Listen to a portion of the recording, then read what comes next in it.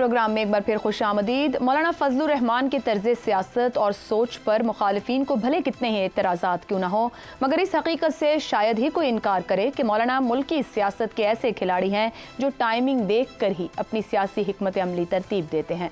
मौलाना की नाराज़गी और दोस्ती भी हालात के उसूलों के तहत ही होती है।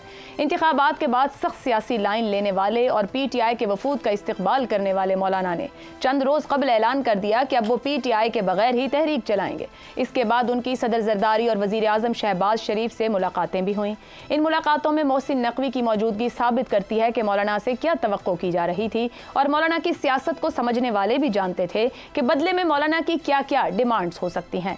इस सब के बाद सोचा यही जा रहा था कि मौलाना राह रास्त पर आकर अपने पुराने साथियों के साथ हल्की फुल्की मौसीकी की सियासत ही करेंगे। मगर आज मौलाना के कौमी असम्बली में खिताब को देखकर क्या यह कयास करना दुरुस्त दिखाई देता है? मौलाना ने कहा कि हम अब भी मामलात को संजीदा नहीं ले रहे, हम ताकत से निमटने और रियासत के तहफ़्फ़ुज़ के लिए आखिरी हद तक जाने को तैयार हैं। इस किस्म के बयानात सूरत हाल को और जज्बाती बनाते हैं। दोनों जानिब से इंतहा पर जाना मुल्क की सलामती के लिए सवालिया निशान बन गया है। आज सियासी लोगों की अहमियत खत्म की जा रही है। सीनियर सियासी कायदीन को साइड लाइन किया जा रहा है। सियासतदानों को बाइख्तियार बनाएं। सियासत के मामलात सियासतदानों के हवाले किए जाएं, वरना मसले हल नहीं होंगे। हर चीज़ के लिए अमृत धारा बन जाना ख्वाहिश हो सकती है, मसले का हल नहीं। सियासी कायदीन को मुल्क के लिए गैर ज़रूरी समझना हमाकत है। आज पार्लियामेंट और मेंबरान का पॉलिसीज़ में कोई किरदार नहीं। मिसिंग पर्सनस एक अहम और इंतहाई संजीदा मसला है। इख्तिदार में लाए गए लोगों का इसके अलावा कोई काम नहीं कि जब उनके आका चाहें या उनके लिए कानून साजी करें। मौलाना के खिताब से लिए गए ये चंद जुमले क्या साबित कर रहे हैं? मौलाना आने वाले दिनों में कौन सी सियासी लाइन लेने जा रहे हैं? यही पैनल से जानने की कोशिश करेंगे। सवाल इस तरह से, मुलाकातों के बावजूद मौलाना की फिर जारहाना इनिंग क्यों? सियासी हकायक, मुतालिबात पूरे ना होने का गुस्सा, या फिर बारगेनिंग पोजीशन को बढ़ाना? ज़ैगम साहब, मौलाना ने कोई पैगाम दिया है या सिर्फ हकायक सामने रखे हैं या किसी और ख्वाहिश का इजहार भी किया है? देखिए आयशा, अब आपको मालूम हुआ कि मैं मौलाना का इतना बड़ा मद्दाह क्यों हूँ। मौलाना जो हैं वो फारसी में कहते हैं गुर्गे बाना दीद, यानी बहुत बरसातें देख चुके हैं। मौलाना जो हैं वो इब्रानी में लिखी हुई तहरीर है जिसे हर कोई नहीं पढ़ सकता। सियासत के जिन पेचीदा राहों के वो मुसाफिर रहे हैं वो आपने बता दिया। सब मजहबी जमातें तबाह हो गई, उन्होंने अपने आप को बचा लिया पेटनेज की पॉलिटिक्स से। लेकिन अजीब दौर आ गया है जब गैरी कैस्परोव जैसा जो शतरंज का खिलाड़ी है उसे कंप्यूटर हरा देता है। अब मौलाना बेचारों के वोटरों की जो नई नस्ल है उसको इमरान खान भगा के ले गया है, बाकियों की भी भगा के ले गया है। अब मौलाना ने इमरान को चारों शाने चित किया, PDM के साथ मिला के धरना दिया, PDM बनवाई, अदम एतमाद में सबका साथ दिया, अदम एतमाद कामयाब हुआ, फिर बड़े मजे किए। 1.5 साल तक उन्होंने KP पर हुकूमत की अपने समधी गुलाम अली के जरिए। काम फिर भी नहीं बना। इलेक्शन आया, फिर कश्ती उलट गई। और फिर उससे बड़ा जुल्म यह हुआ कि इलेक्शन के बाद जो PDM के साथी थे उन्होंने भी लिफ्ट कराना छोड़ दिया। बलूचिस्तान में हुकूमत बनाई, नहीं पूछा। KP में गवर्नर लगाया, नहीं पूछा। मरकजी हुकूमत बनाई, नहीं पूछा। अब पांव जलने लगे तो मौलाना के पास पहुंचे, जब मौलाना ने भी बता दिया कि देखो सियासत में कुछ नामुमकिन नहीं होता। इमरान खान ने मुझे कुछ भी कहा हो, इमरान खान से मेरी कितनी भी मुखालफत हो, मैं उसके साथ भी मिल सकता हूं। तो अब ये लोग जा रहे हैं, मौलाना आ रहे हैं। मौलाना के पास जो रास्ता है वो PDM जमातों का ही है। ठीक। वो पीपल्स पार्टी और मुस्लिम लीग नवाज के साथ ही चल सकते हैं। इमरान खान के साथ उनका कोई नेचुरल अलायंस नहीं है। वो प्ले कर रहे थे इस चीज को, उन्होंने अच्छी तौर पे प्ले किया, लेकिन वो पोजीशन में बैठे हैं। धन गरज वो अपनी कायम रखेंगे, लेकिन मेरा ख्याल है अब वो मुसालत की तरफ बढ़ रहे हैं हुकूमती पार्टियों के साथ। हो गया। हमाद साहब, ज़ैगम साहब कह रहे हैं रास्ता पुराने साथियों वाला ही है। कुछ खबरें रही गवर्नरशिप, वजारतें या कायमा कमेटियों में हिस्सेदारियां। मुलाकात तो सदर वजीर आजम ने जाकर की, उनसे राम नहीं कर सके उनको, क्यों? मैं मौलाना की जो तकरीर है उसे देख रहा हूँ मैंगल साहब की तकरीर की कॉन्टिन्यूएशन में। अच्छा, ये एक छोटे सूबों की जो आवाज़ें आ रही हैं इनमें अब शिद्दत आ रही है। मौलाना ठीक है, वो सियासी अज़ाइम जो उनके हैं और जिस तरह वो अपना वज़न बढ़ाते हैं और उससे जो भी वक्ती तौर पर चीज़ें आती हैं, लेकिन मैं इसको इस तरह देखता हूँ, मिसिंग पर्सनस का हवाला दे रहे हैं वो, यानी वो अपनी गुफ्तगू में सब वो इस्तारे इस्तेमाल कर रहे हैं जो वहाँ की आवाम के लिए अहम हैं।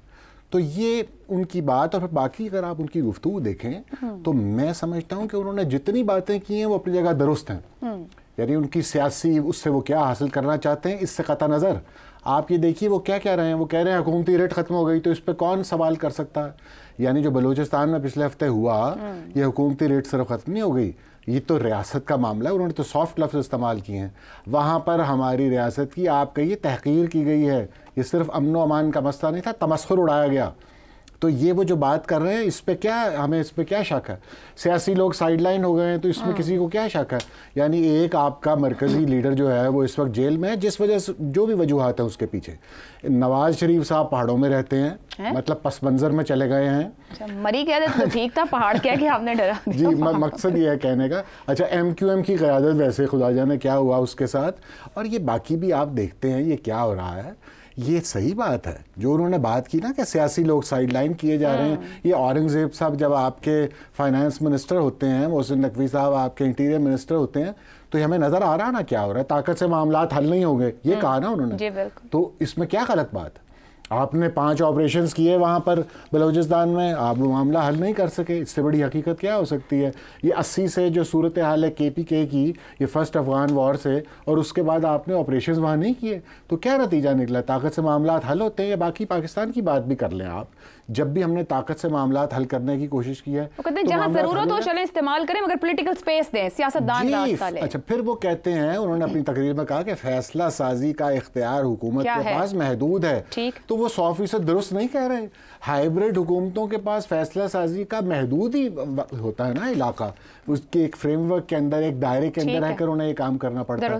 तो उनकी बातें अपनी जगह वो सारी दुरुस्त हैं। आपके ख्याल में हकायक सामने रख, जी हकायक सामने रख रहे हैं। उससे जो सियासी फवायद और समरात तो समेटना चाहते हैं उससे कता नजर। ठीक हो गया जी। प्रोग्राम के आखिरी हिस्से में एक बार फिर खुशामदीद। शहजाद साहब, मौलाना साहब कहते हैं सियासत के मामला सियासतदानों के हवाले किए जाएं वरना मसले हल नहीं होंगे।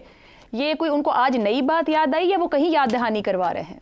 नहीं, इसमें क्या शक है। और मेरा ख्याल है जो उन्होंने कहा और जो भी बातें आपने बताई और जो कही गई, मेरे ख्याल में बहुत दुरुस्त की गई हैं, बहुत अच्छी बातें की गई मौलाना की तरफ से। अब अगर हम आज बहसीयत कौम इन चीज़ों को सुनने की अहलियत नहीं रखते या समझने की अहलियत नहीं रखते, तो फिर हमारा नुकसान है ना कौम के तौर पे। देखिए, मौलाना बलूचिस्तान में एक स्टेक होल्डर है। अख्तर मेंगल साहब का कल का जो इस्तीफा था वो एक इंडिकेशन है आपको। 25 अगस्त को जो हुआ, उसके बाद अख्तर अपना इनके मेंगल साहब का इस्तीफा, और उसके बाद आज ये, तो ये सब के सब अपने आप को पोजीशन कर रहे हैं उस नई सियासत के लिए जिसको एक झटका पड़ा उस पुरानी सियासत को 25 तारीख को। वो फौज को झटका नहीं पड़ा, वो बलूचिस्तान की सोसाइटी की तरफ से वहां की सियासत का जो एक मंजरनामा है उसके लिए झटका था। भले उसको टारगेट आपने सिविलियंस को भी किया और साथ फौजियों को भी किया, लेकिन ये सबक दे रहे हैं लोग आपको। वहां का मुआशरा जो सबक दे रहा है वो ये दे रहा है कि हम कंफर्टेबल, हम बिल्कुल से भी कंफर्टेबल नहीं है, सेटिस्फाइड नहीं है जिस किस्म का निज़ाम हमारे ऊपर चल रहा है। अब इशारा क्या है, जब पुराने लोगों की बात की जा रही है तो कहा जा रहा है आप नए नए लोग ला के इस वक्त मुख्तलिफ जगहों पे बिठाते हैं, चाहे उनको मरकज में देख लें चाहे सूबों में देख लें, तो याद रखें कि हम जैसे लोग, यानी जो पुराने वहां के लोग हैं, जो कि गालिबन अवाम को साथ लेके चल सकते हैं, इनकी नज़र में, गो के मैं इनसे एग्री नहीं करता क्योंकि इनकी अब सियासत भी बहुत पुरानी हो चुकी है। जो एक मिडिल क्लास नई तालीम याफ्ता आगे आई है, उसकी एस्पिरेशंस, उम्मीदें और उसकी मुकम्मल तौर पे मुख्तलिफ है। वो एक और किस्म की सियासत चाहते हैं, वो हिदायत और रहमान वाली सियासत चाहते हैं। वो शायद ये जो बच्ची वहां पे कर रही है, कुछ वो मुजाहरे कर रही है, उस किस्म के लोगों को आगे आने का मौका मिल चाह रहे हैं कि ये लोग हमारी आवाज बने। ये पुराने लोग, जो पुराने सरदार थे, ये अपनी जगह खो बैठे हैं। ये कि उन्होंने वो डिलीवर नहीं किया 77 साल में जिनको करना चाहिए था। तो मेरा अपना ख्याल ये है कि उस आवाज को पहचानने की जरूरत है। मौलाना ने अपनी पोजीशन को, सियासी पोजीशन को मुस्तहकम करने के लिए, रोकने के लिए, महफूज करने के लिए बात की होगी। लेकिन बात सही है, लेकिन इसका ये मतलब नहीं है कि मौलाना साहब को ही उसको वापस कर दिया जाए। देखना ही है कि पाकिस्तान भर में ये जो आज का नौजवान जो आवाज उठा रहा है वो क्या आवाज उठा रहा है और किस किस्म की सियासत की मांग कर रहा है। ठीक हो गया। शहजाद साहब के जुमले से इफ्तिखार साहब एक बात जो और उन्होंने कही, जब वो सियासी लोगों की बात, उन्होंने कहा नए नौजवान मामला फहमी से महरूम, ना तजर्बाकार और जज्बाती होते हैं, लेकिन तजर्बाकार और सीनियर सियासी क़यादतों को साइडलाइन किया जा रहा है। मौलाना कोई नई पोजीशन ले रहे हैं, सिर्फ हक़ाइक़ बयान कर रहे हैं या कुछ और कहना चाह रहे हैं? बड़ी अच्छी सवाल है जी। अख्तर मैंगल और मौलाना इकट्ठे हो गए और उनकी सोच भी एक जैसी हो गई, मुबारक हो। अपीसमेंट की पॉलिटिक्स जो कर रहे हैं ना, जो भी कर रहा है वो पाकिस्तान को नुकसान पहुंचा रहा है। कौन कर रहा है? जो भी कर रहा है। अच्छा। गुड तालिबान और बैड तालिबान की जो पॉलिटिक्स थी उसने पाकिस्तान को बहुत नुकसान पहुंचाया है। आज भी अगर अपीसमेंट की पॉलिटिक्स करनी है कि इजाज़त दे दो जी जुलूस निकालने की 200 लोगों को, वो उनका नारा भला पाकिस्तान के ख़िलाफ़ हो, उनको हाथ मत लगाओ, तो ये अपीसमेंट की पॉलिसी है। देखिए रियासतें ऐसे नहीं चलती, ये अलहदगी पसंदी की तंजीमें दुनिया की बहुत सी और रियासतों में चली जो कुचल दी गई। कल एक बात हमारे दोस्त ने की कि अगर नौजवानों को 1 लाख रुपया फ़ीकस दे दिया जाए तो ये मसला हल हो सकता है। मैं कहता हूँ कि नौजवानों को सियासत में शामिल होना चाहिए। मैं ये कहता हूँ जो खामियां हैं, आप देख रहे हैं ये कैसे होगा, how to bridge a bridge. Maulana Fazal Rahman और नौजवान क़यादत के दरमियान ब्रिज कैसे होगा? मौलाना फजल रहमान जाने वाली ताकत है, मैंगल जाने वाली ताकत है, इमरान जाने वाली ताकत है, नवाज जाने वाली ताकत है, ये सब लोग जाने वाली ताकत हैं। ठीक। सबक क्या दिया जा रहा है हमारे मीडिया के ज़रिए और हमारे तज़कियाकारों के ज़रिए कि नौजवानों का बल है, उनकी मान लो भाई, उनकी क्या बात मान लें।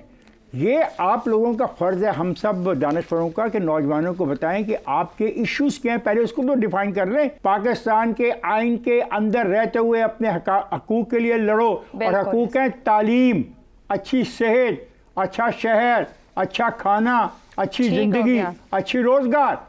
ये हमारी पार्लियामेंट को किरदार अदा करना होगा, जिस पे सवाल उठाया। जिस्म पे बम बांधना और उसके जरिए हकूक की बात करना बिल्कुल मुनासिब नहीं है और नाकाबिल कबूल है। और मौलाना ने कहा कि पार्लियामेंट और जो पॉलिसीज में किरदार अदा नहीं करे तो वहां उस किरदार का एफिशिएंटली अदा होना जरूरी है।